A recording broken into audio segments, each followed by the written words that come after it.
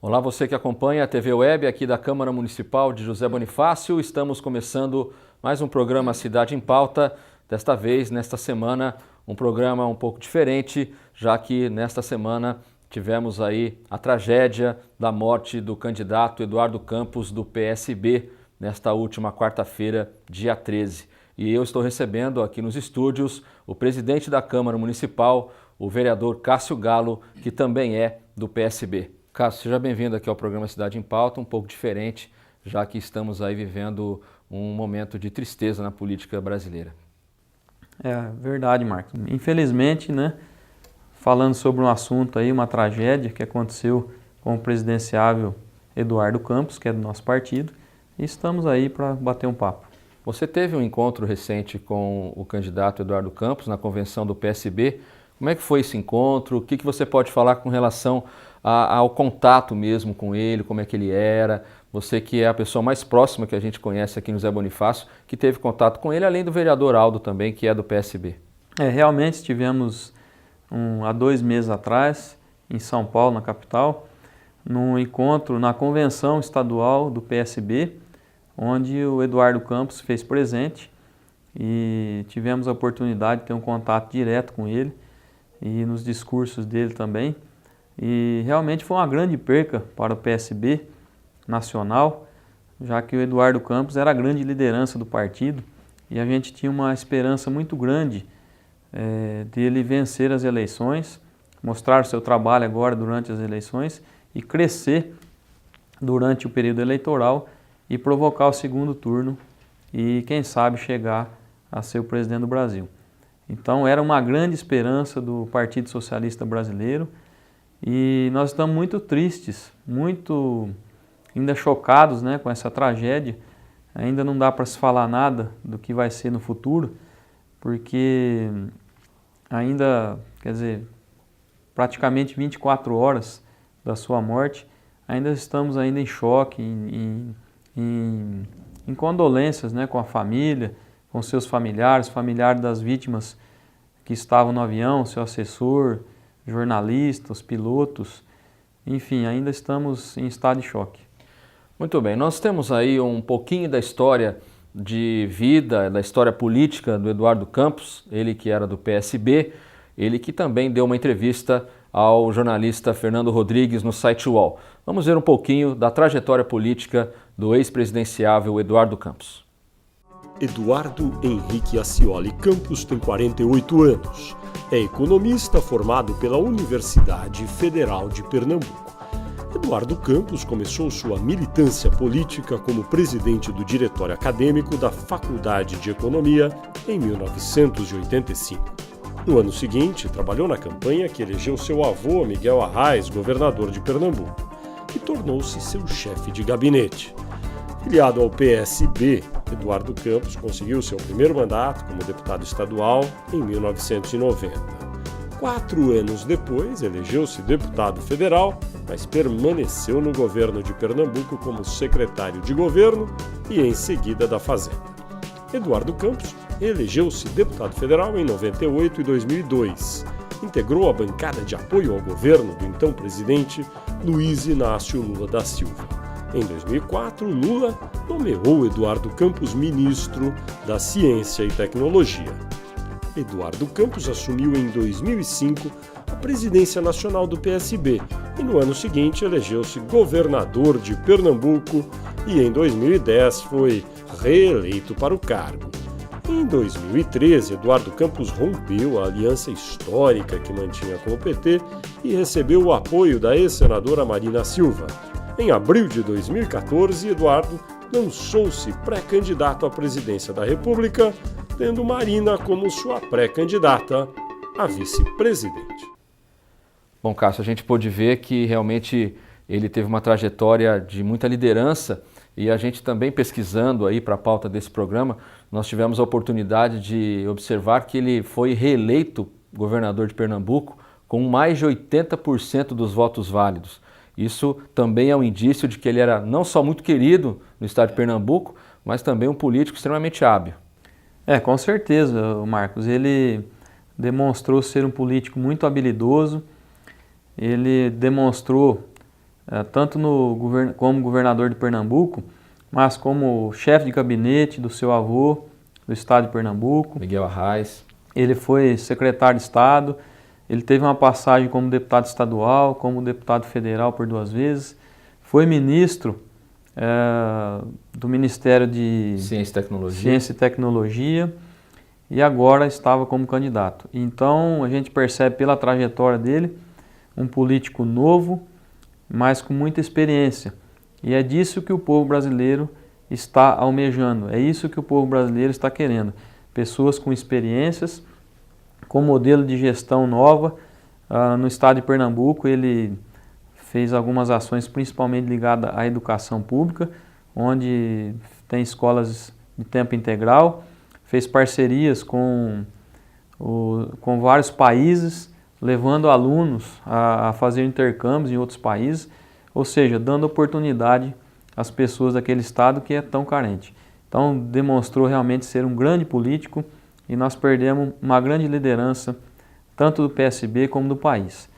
E ele deixa aí o seu legado de ideais por um Brasil mais democrático, um Brasil mais próspero, solidário, sustentável e socialmente justo. Esse era o grande legado do nosso ex-companheiro Eduardo Campos e que nos deixa aí com muita tristeza, mas na esperança de continuarmos com esse trabalho, desses ideais que ele nos deixou. Então a vida continua, o partido continua, a eleição continua. Espero que o PSB nacional tome alguma posição rápida, né?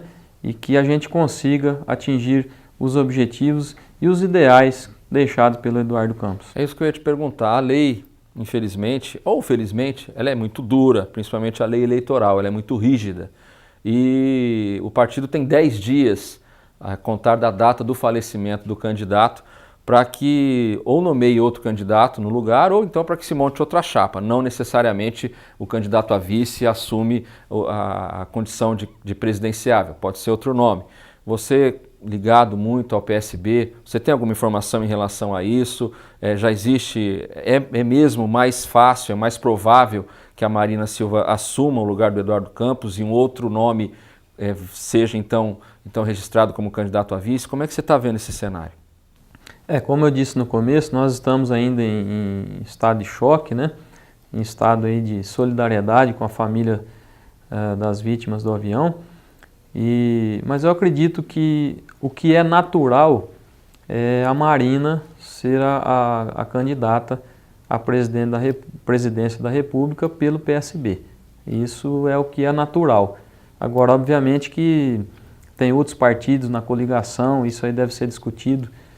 Daqui uns 3 dias aí nós vamos estar em luto, né, oficial, inclusive, no Brasil, aqui em José Bonifácio. Nós também aqui na Câmara Municipal decretamos estado de luto por 3 dias em respeito à memória do Eduardo Campos. Mas eu acredito que a naturalidade da questão partidária e política deve ser a Marina mesmo, que deve nos representar nessa campanha para a presidência da República. Muito bem, vereador, presidente, nós vamos aproveitar então esse programa, já que nós temos aí observado que as visualizações do Cidade em Pauta têm aumentado a cada semana. Isso é muito importante, os programas inéditos têm feito com que as pessoas voltem a procurar saber um pouco mais o que acontece aqui na Câmara Municipal, importante isso. E mais uma vez gostaria de agradecê-lo em nome do Departamento de Comunicação por ter reativado aqui a TV Web e todos os planos que eu sei que você tem para a questão da comunicação aqui da Câmara. É importante para aumentar a transparência do que é feito aqui na Câmara Municipal, e se você tem esse cuidado, a gente sabe disso.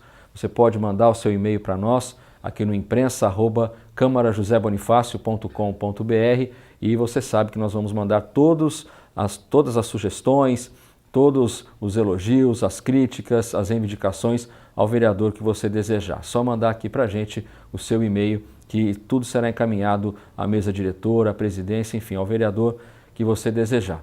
E nós também sabemos que você marcou, presidente, uma audiência pública no próximo dia 3 de setembro, às 19h30, sobre a criação da contribuição da taxa de iluminação pública, popular CIP. Queria que você falasse um pouco sobre isso. É verdade, Marcos. Pegando pela linha de pensamento que você disse, realmente a comunicação é importante para a gente esclarecer o que nós fazemos aqui na Câmara para a população de José Bonifácio. Então, a gente tem esse espírito também democrático, esse espírito de transparência, e como homem público, nós temos o dever de dar maior transparência e publicidade dos atos que nós temos aqui. E a retomada do JB Notícia, aqui da imprensa, é muito importante para nós, é muito importante para a comunidade, para a gente mostrar realmente o trabalho que nós fazemos aqui no Poder Legislativo. E com essa criação, esse projeto que veio da Prefeitura Municipal para criar a contribuição de iluminação pública, ele veio ano passado e era para ser criado para esse ano, mas aí o governo federal deu mais um prazo de 1 ano para cumprir uma lei federal, porque a Prefeitura vai assumir agora a manutenção da iluminação pública. Só que o poste e a fiação ainda continua sendo da CPFL. Agora, a haste, que vai até a lâmpada, a manutenção desse pedacinho aí vai ser da Prefeitura. E, pensando nisso, o prefeito municipal mandou um projeto para criar a contribuição de iluminação pública para custear essa manutenção. E, a princípio, é bom ficar bem claro para a população que está nos ouvindo, que a princípio veio um projeto no valor de R$ 9,00 por conta de energia, por casa, né, por residência, e mais R$ 9,00 por mês no IPTU dos terrenos. Quem tem terreno pagaria pelo IPTU. E nós questionamos, fizemos reuniões lá na Prefeitura Municipal e depois eles diminuíram o valor e mandaram outro projeto criando a contribuição de iluminação pública no valor de R$ 4,90. Então vamos arredondar para R$ 5,00 para ficar uma conta mais fácil. Então, a ideia é o quê?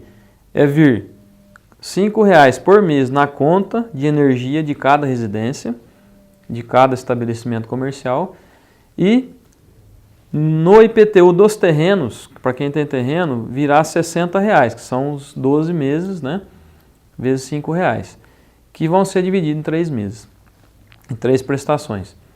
Então, a gente entende que, particularmente eu falando como vereador, né, não sei se é o entendimento da Câmara, mas eu penso que é mais uma taxa, é mais um imposto.